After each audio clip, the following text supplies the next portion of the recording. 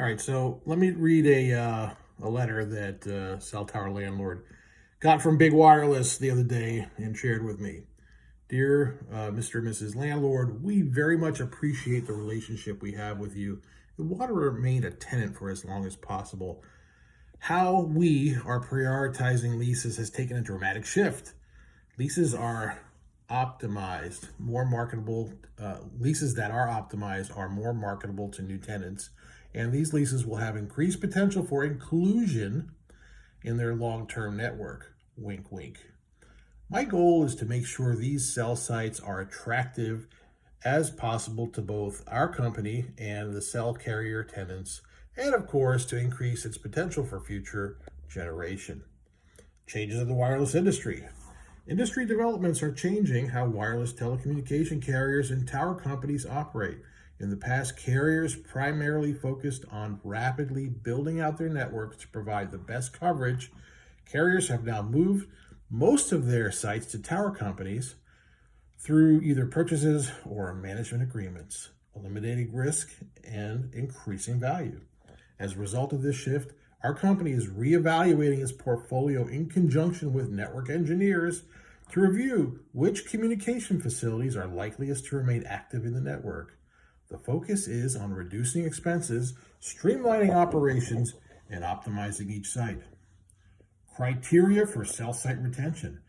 Our company would like to include these sites in its long-term portfolio with the goal of retaining the current tenants and increasing marketability to other tenants. To do so, we are looking to amend your lease with the following optimization. Add a limited right of first refusal language, which does not occur in the current lease because the nice folks at Tower Genius made sure that you didn't sign the lease with a right of first refusal. Right, I added that part. A one-time $10,000 bonus to make this change to the lease. Language would only be applicable if the offer is from a third-party competitor of our company and excludes the sale of lease to family members. So it's a limited right of first refusal. It's only like, being partially pregnant. Doesn't really, Anyway, I've included a sample amendment with this mailing so you can see what the language would look like. Please keep in mind this letter is a sample document, does not contain your site's information, blah, blah, blah, blah, blah, blah, blah. Much love and affection, cell tower consultant from XYZ company, and all this other stuff. So basically, they're offering the property owner a $10,000 bonus. Here's the deal. If you don't have a right of first refusal in the lease and someone's asking for a right of first refusal, they're offering you $10,000 for it.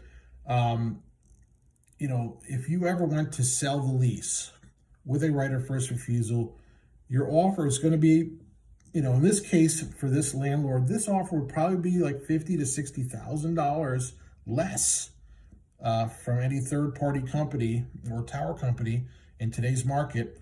If they had a right of first refusal. So, if you're gonna sign one of these silly letters and accept these terms, $10,000 or $50,000, which sounds better to you? I would take the 50 grand, but if you don't need to take a right of first refusal, don't sign these silly letters.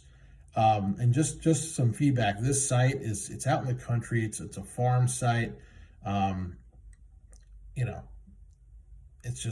It's not one of those sites that is in danger. Now, with that said, if you have let's say a rural single carrier tower with Verizon or AT&T, and it's paying you $1,000, $1,200, $1,500 a month, just keep collecting the rent, unless you need to sell it, right? If you need to sell it, if you can't sleep at night, then sell it. But if you're going to take a right of first refusal amendment, a lease optimization amendment, and they're offering you 10 grand, that's just bad.